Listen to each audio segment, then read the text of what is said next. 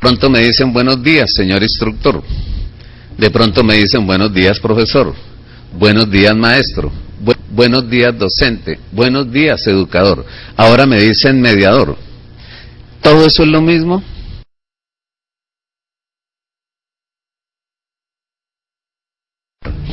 Lo que voy a hacer es una postura desde el aula de clase. O sea, no lo voy a tomar desde la dirección, ni desde el Estado, ni los ministerios, sino en el trabajo que se hace del aula de clase, cómo comprender el problema y comprendiendo el problema, cómo proponer alguna alternativa de solución a futuro. La tarea fundamental que vamos a trabajar es esta, es la evolución de los roles en los procesos de enseñanza.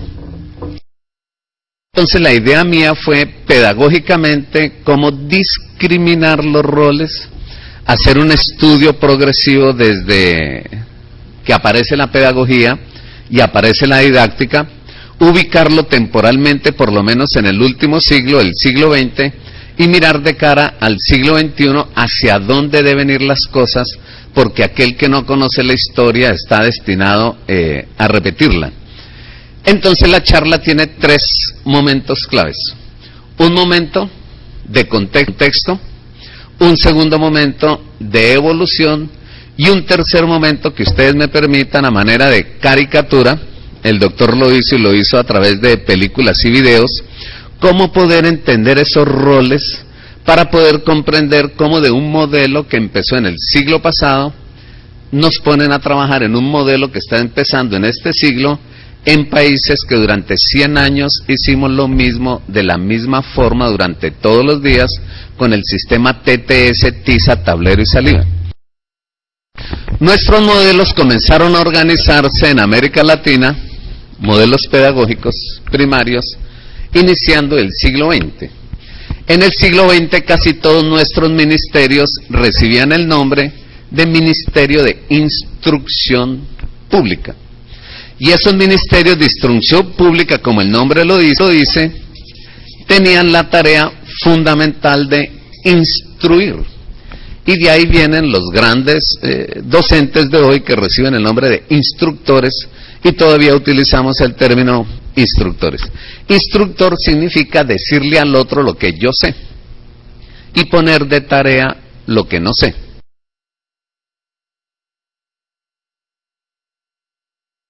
Mitosis es el proceso mediante el cual una célula madre origina dos células hijas con las mismas características fenotípicas y genotípicas. ¿Alguna pregunta? Profe, no entendí. Problema suyo. Yo ya lo dije. Yo gano lo mismo si usted aprende o no aprende, entiende o no entiende. A mí la tarea que me pusieron fue decir lo que yo sé. En Colombia había un maestro muy famoso que era el maestro José de Recasens. Tenía más o menos 78 años e iba a la universidad. Ya había sido pensionado, antes se pensionaba a los 55 años. O sea, este hombre llevaba 23 años dictando clase gratis solo por amor. Incluso caminaba así por los pasillos. Pero él llegaba al aula de clase y ahí mismo que entraba, el hombre se inflaba, se levantaba, los ojos le brillaban y aparecía una sonrisa en su cara y empezaba una clase fascinante. No tenía sino 9 alumnos, 10 alumnos matriculados, pero las clases nunca bajaban de 200 o 300 y así como él iba gratis, todos los estudiantes querían entrar a esas clases. Cosa curiosa que cuando uno la cobra, posiblemente está haciendo algo malo. Pero cuando uno la disfruta, posiblemente está haciendo algo bueno y ya le pagaron. ¿Cómo le pagaron? Permitiéndole disfrutar. Entonces voy a decir un ejemplo sencillo. Ejemplo. Entra a clase, mira a todos sus estudiantes y se pone feliz y dice: queridos estudiantes, hoy vamos a ver un capítulo hermoso de la química orgánica.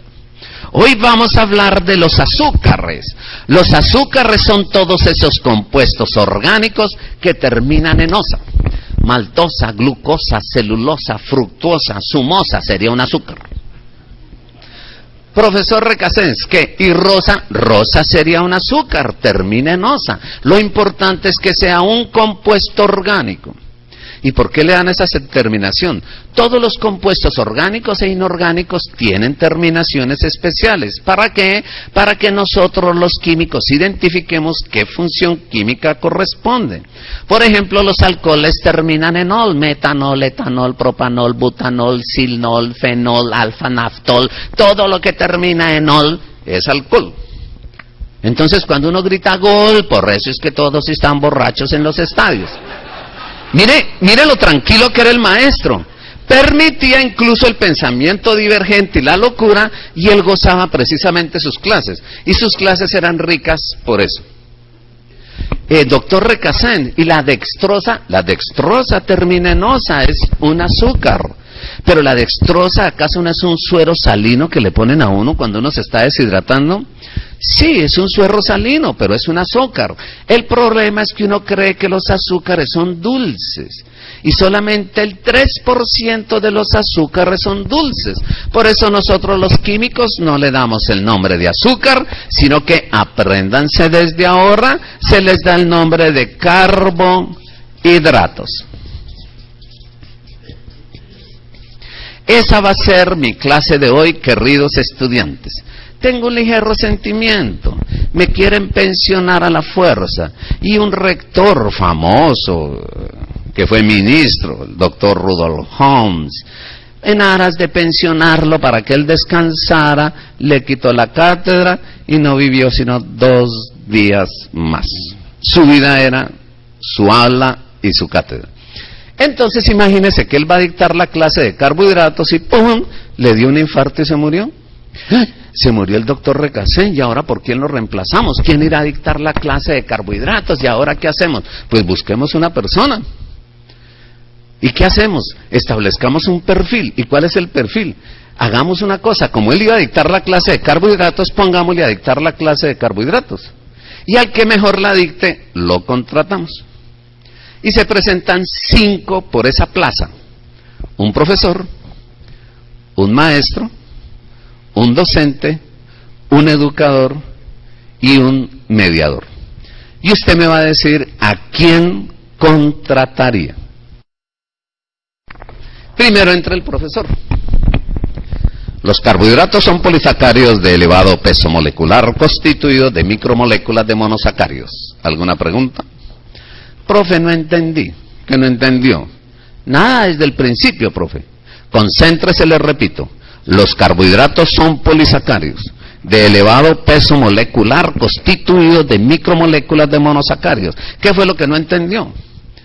No, profe, hasta ahora no he entendido nada. Es que usted dijo lo mismo 2 veces. Mira, míreme la jeta, míreme la boca.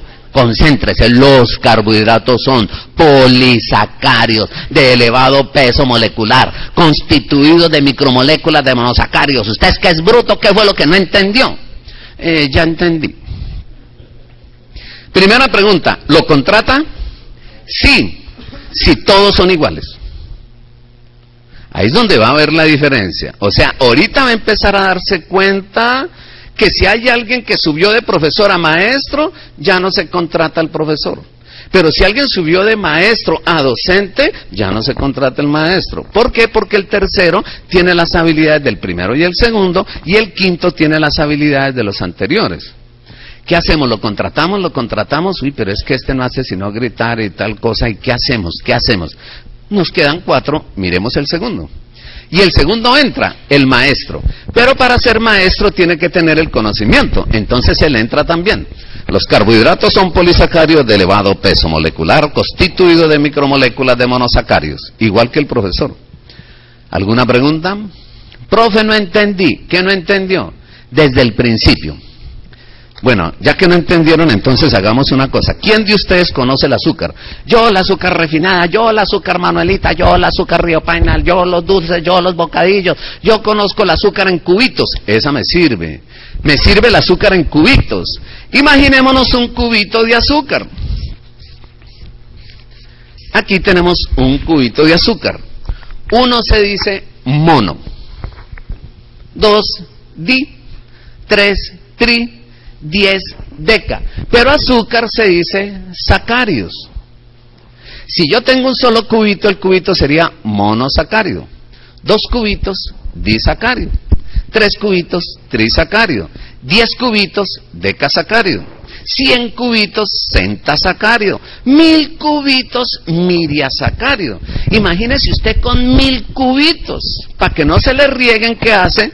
Mete los 1000 cubitos en una caja grande de cubos de azúcar. Y todos esos cubitos quedan dentro de la caja. Yo voy a llenar toda la caja. Mentira, no se preocupe. Y entonces hagamos una cosa. Si a mí me preguntan cuántos cubitos hay y yo tengo la caja nueva, digo hay 1000 cubitos. Es un miriasacárido. Pero si hay 1850, no, porque entonces serían 2 cajas. Ah, bueno, entonces serían 2 moléculas grandotas de sacáridos. Y si tiene 730, pues 7 se dice hepta y 100 se dice centa, pero 70 se dice heptaconta, o sea, hepta, centa, heptaconta, sacárido. Para evitar ese problema de a uno en uno, entonces vamos a utilizar el término polisacárido, poli, que significa muchos. De ahí viene política, muchos ladrones. De ahí viene policía, muchos detrás de tantos ladrones. Hagamos una cosa. Yo les voy a volver a decir la definición despacio, pero ustedes mirando el tablero van a encontrar si entendieron o no. Los carbohidratos son polisacáridos. O sea, muchas moléculas igualitas repetidas. De elevado peso molecular. Claro, si son tantas moléculas, por ejemplo, en este caso, 1000 moléculas pesarían 1000 veces más que una sola. Por eso es que son de elevado peso molecular. Constituidos de micromoléculas, moléculas chiquiticas, de monosacáridos, o sea, de una unidad que se repite varias veces. Profesor, ya entendímonos, háganos evaluación previa examen. ¿Cuándo un alumno le pide a uno examen? Nunca. Cuando le piden, solamente es cuando han entendido. Y el profesor entonces dice, bueno, está bien, escriba ahí en un cuaderno qué es un carbohidrato. Y el alumno dice, es como una caja de cubos de azúcar. Y usted queda tranquilo. El maestro queda tranquilo porque dice, por lo menos entendió la vaina. No ha aprendido, pero entendió. ¿Alguna otra pregunta? No, profe, está chévere la clase, siga la clase. Bueno, sigamos la clase. La estructura, fíjese que ya no paró la clase, sino sigamos la clase. La estructura de un carbohidrato más o menos está sintetizada en esta fórmula condensada. C6H12O6. O sea que por cada 6 átomos de carbono se presentan 12 átomos de hidrógeno y 6 átomos de oxígeno. Si matemáticamente simplificamos por 6, nos queda que por cada carbono se presentan 2 hidrógenos y un oxígeno.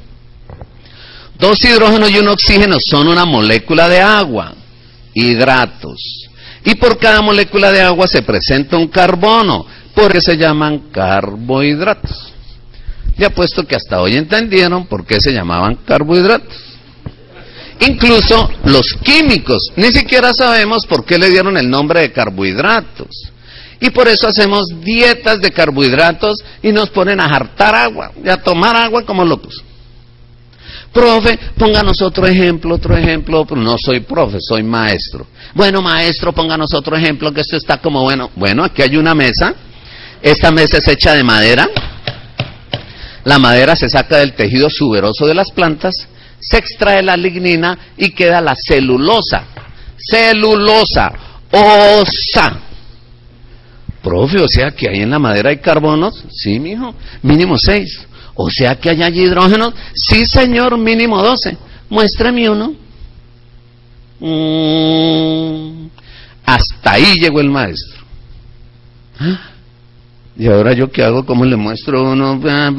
Y ahí mismo los que están detrás mirando, ¿lo contratamos o no lo contratamos? Menos mal hay otros 3. ¿Ve el problema? Entonces, bueno, nosotros lo llamamos, muy buena la clase, muy dinámica, los alumnos se divirtieron, entendieron todo, estaban aprendiendo, pero es que hay otros esperando. Usted ve que algo está como mal. Entre el tercero y el tercero es el docente. Y hace lo mismo. Los carbohidratos son polisacáridos de elevado peso molecular, constituidos de micromoléculas de monosacáridos. ¿Alguna pregunta? Profe, no entendí desde el principio. Bueno, ¿quién habla del azúcar? El azúcar Manuelita, el azúcar Río Paila, el azúcar en cubitos, el azúcar no sé qué, la melcocha, el azúcar en cubitos. Excelente. Y explica exactamente lo mismo. Profe, otro ejemplo que esto está como, bueno, la madera es sacada del tejido suberoso de las plantas, se extrae la lignina y queda la celulosa ósea. Profe, o sea que allá hay carbono, sí señor. O sea que allá hay hidrógeno, sí, mínimo 12. Muéstreme uno. Mire una cosa.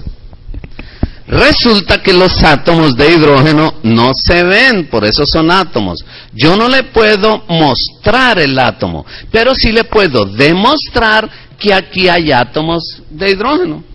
Sencillo, arrancamos una astilla de madera. Imagínense que esta es la astilla de madera. La llevamos al laboratorio, la quemamos, la prendemos, apagamos. Esto negrito que está aquí son las cenizas del carbono. Y estos vapores que van saliendo son los vapores de agua. Los químicos inventaron un condensador. Y ese condensador tiene un serpentín por dentro. Uno hace pasar los gases, refrigera y los gases pasan a estado líquido. Y aquí ya tengo en este tubo de ensayo el agua en estado líquido. Vamos al laboratorio de física. Allá hay un tubo que se llama el tubo de hidrólisis. De hidro, que significa agua, lisis, rompimiento de la molécula de agua. Incluso la persona que se lo inventó era una egoísta, dijo, ese tubo es mío, ese tubo es mío. Y tuvimos que ponerle el tubo de Hoffman. Vamos al laboratorio de física, metamos el agua en el tubo de Hoffman con el témolo y separemos el hidrógeno del oxígeno. Mire, por aquí ve el hidrógeno. Pongamos este tubo de ensayo invertido porque el hidrógeno pesa menos que el aire y sube, entonces dejemos que el hidrógeno suba. Y hagámosle una prueba de conburencia.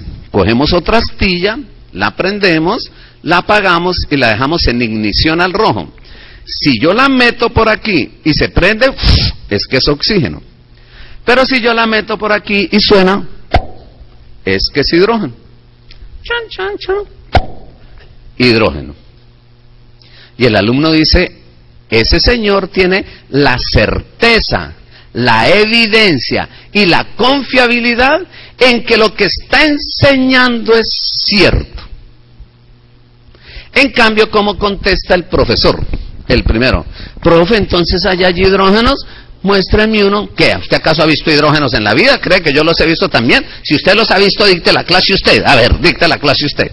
Deje de hacer preguntas estúpidas y no vuelva a mi clase hasta que no me traiga un hidrógeno. O sea, no vuelva nunca. Pero ¿cómo contesta el maestro? Profe, allá hay hidrógenos. Sí, señor, muéstrenme uno.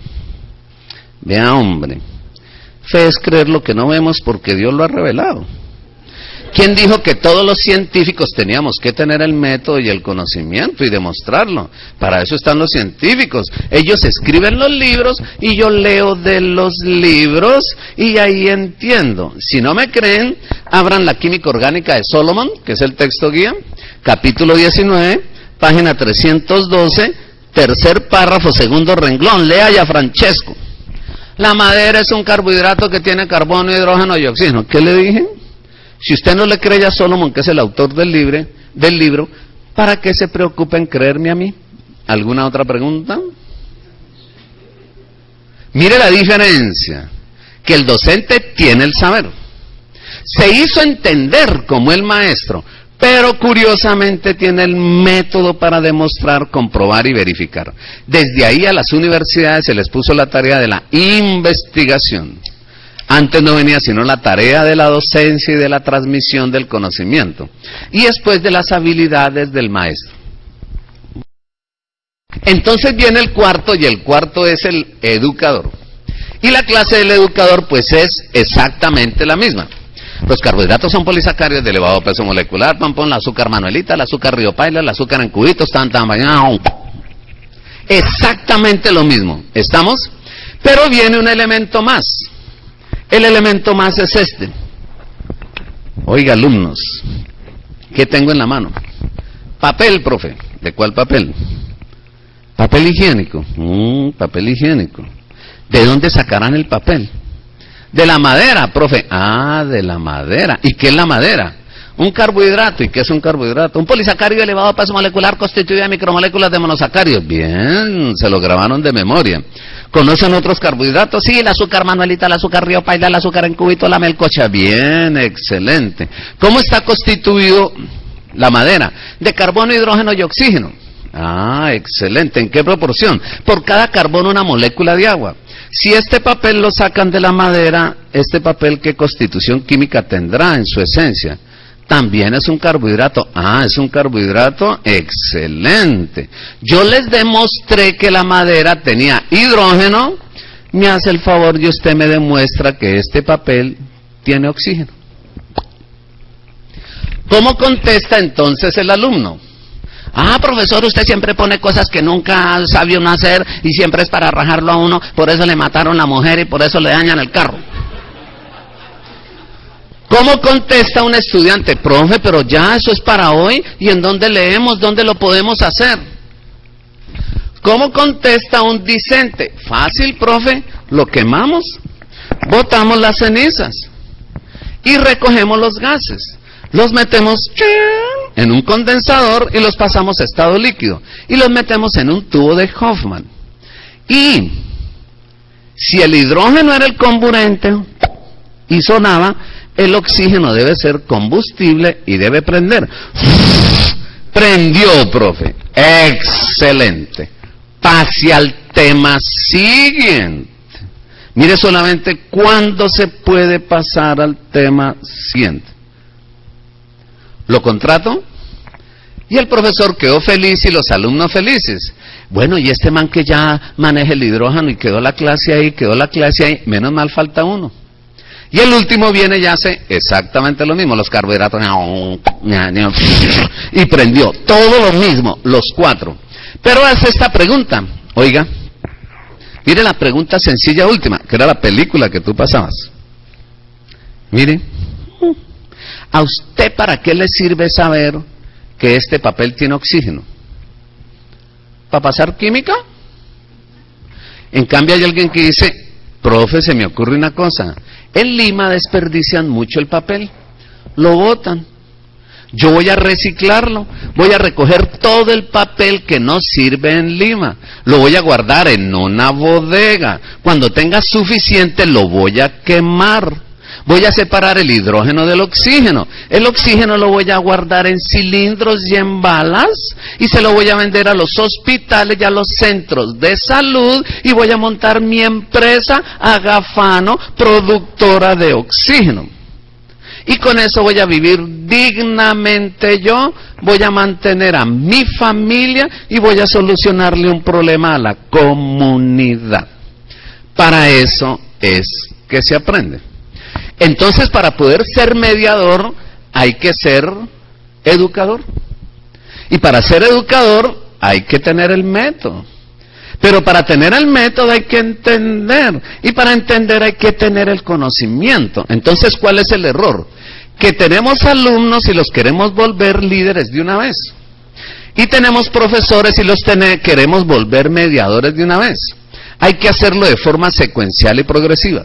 Pasar de profesor a maestro, capacitación pedagógica. Pero pasar de maestro a docente, capacitación científica. Pasar de docente a educador, capacitación en la construcción y estudio de nuevos ambientes y de nuevos problemas por resolver. Pero pasar de educador a mediador es darle al otro la posibilidad de que el otro resuelva sus propios problemas. Si yo entro al aula de clase y veo alumnos, entonces me creo profesor y les dicto clase. Si entro al aula de clase y veo estudiantes, me creo maestro y les explico hasta que me entiendan. Si entro al aula de clase y veo discentes, me creo docente y les doy el método, la técnica, el proceso, el procedimiento, la estrategia. Pero si yo entro al aula de clase y veo seres humanos educandos, corro el riesgo de sentirme humano.